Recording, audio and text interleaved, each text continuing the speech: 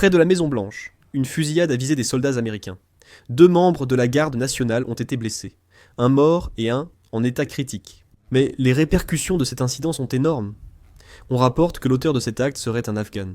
Par la suite, le président américain Donald Trump a renforcé sa politique anti-immigration. Aujourd'hui, nous allons examiner ce sujet. Regardons tout de suite. Tout d'abord, beaucoup d'entre vous doivent déjà être au courant grâce à la vidéo d'information précédente. Près de la Maison-Blanche, un Afghan a tiré sur des membres de la garde nationale, tuant l'un des 2 soldats. La nouvelle du décès du membre de la garde nationale a été annoncée directement par le président Donald Trump. Le président Trump a qualifié cet incident d'horrible et a déclaré que le soldat décédé était une personne très respectée et remarquable. Il a aussi précisé que l'autre soldat touché restait dans un état critique. Ce membre de la garde nationale a été déployé en août à Washington District de Columbia par Donald Trump pour lutter contre la criminalité. Il a été soudainement pris pour cible lors d'une patrouille près de la Maison-Blanche. Donald Trump a qualifié le tireur de monstre, affirmant que cet acte montre l'importance de contrôler strictement l'entrée et le séjour des personnes aux États-Unis, annonçant des politiques anti-immigration renforcées.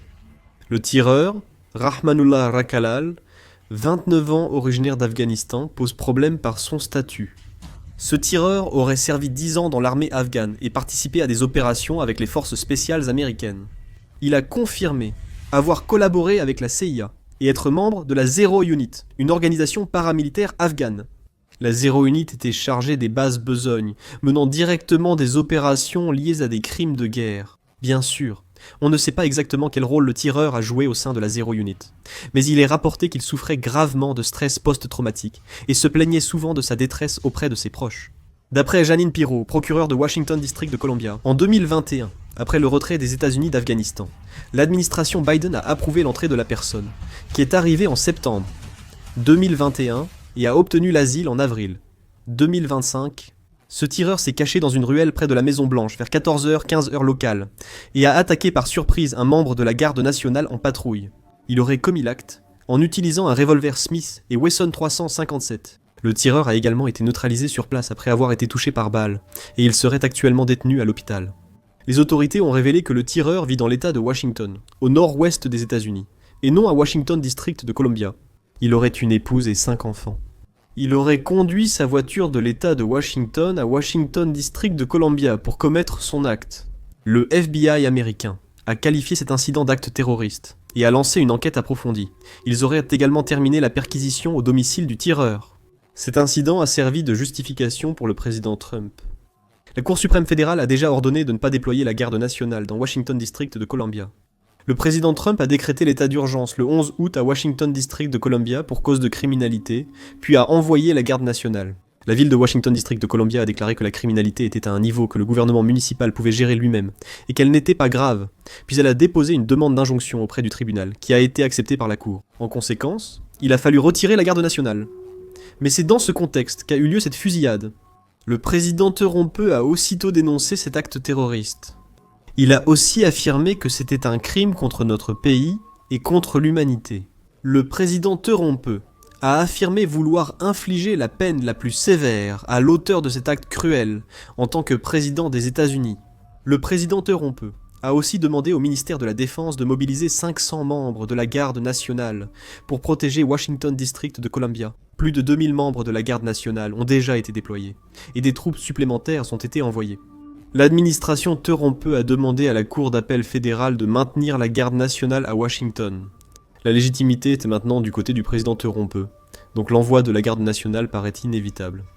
De plus, le président Trump a déclaré qu'il suspendrait définitivement l'immigration vers les pays du tiers-monde, ce qui provoque à nouveau une onde de choc. Le président américain Trump a affirmé que la plupart des 53 millions d'étrangers officiels aux États-Unis viennent de pays en échec, et qu'une grande part de l'argent des citoyens américains sert à subvenir à leurs besoins et à ceux de leurs enfants. Il a affirmé que l'immigration est la principale cause des dysfonctionnements de notre société, tels que le taux de criminalité élevé, la pénurie de logements et l'endettement massif.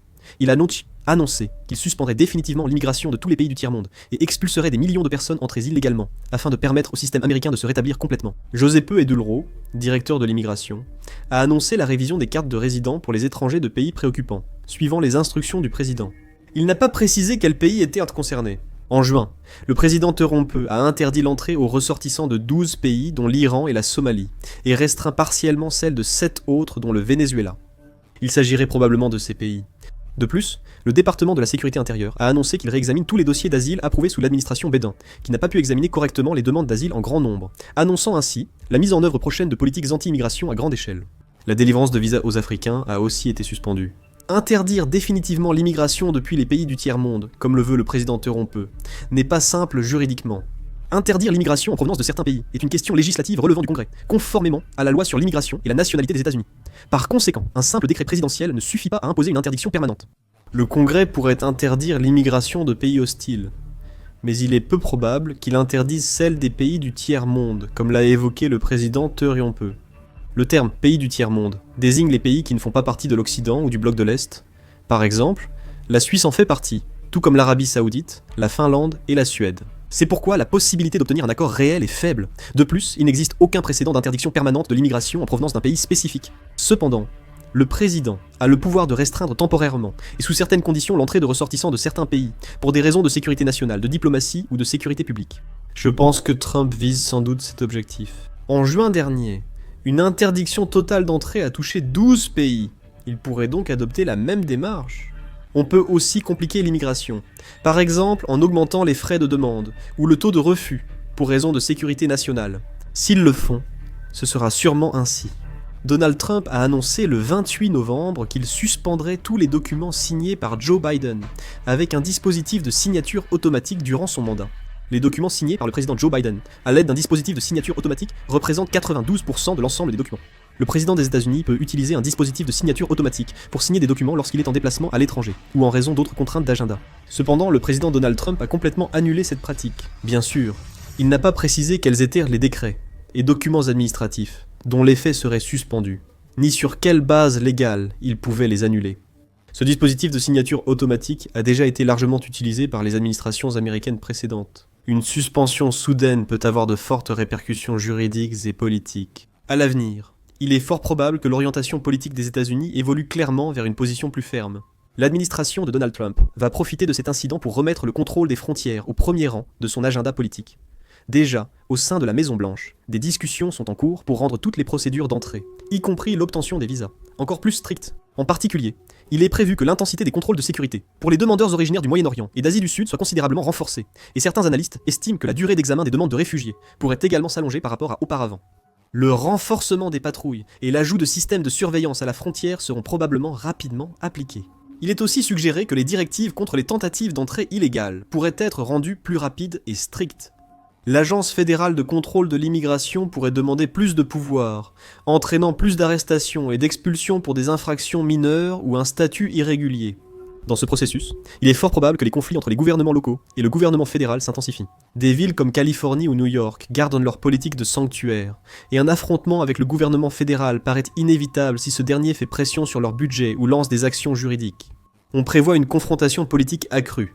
Le Parti républicain va utiliser cette affaire pour faire de la question de l'immigration un enjeu central, tandis que le Parti démocrate y répondra en mettant l'accent sur les droits de l'homme et la confiance dans les procédures.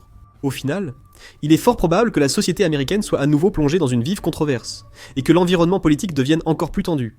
La communauté immigrée fera face à plus d'instabilité, et même les résidents légaux subiront une pression accrue à cause du renforcement de la surveillance et des démarches administratives. Les entreprises américaines redoutent que l'incertitude grandissante dans le recrutement d'immigrés qualifiés complique l'accès à la main-d'œuvre. Si, comme cela, le monde politique et la société américaine dans son ensemble se réorganisent autour d'une priorité donnée au renforcement des contrôles. Cette orientation devrait se renforcer. Après l'attentat près de la Maison-Blanche, les États-Unis vont probablement durcir leur politique anti-immigration. Que pensez-vous de la situation ? Laissez vos avis en commentaire. Merci d'avoir regardé.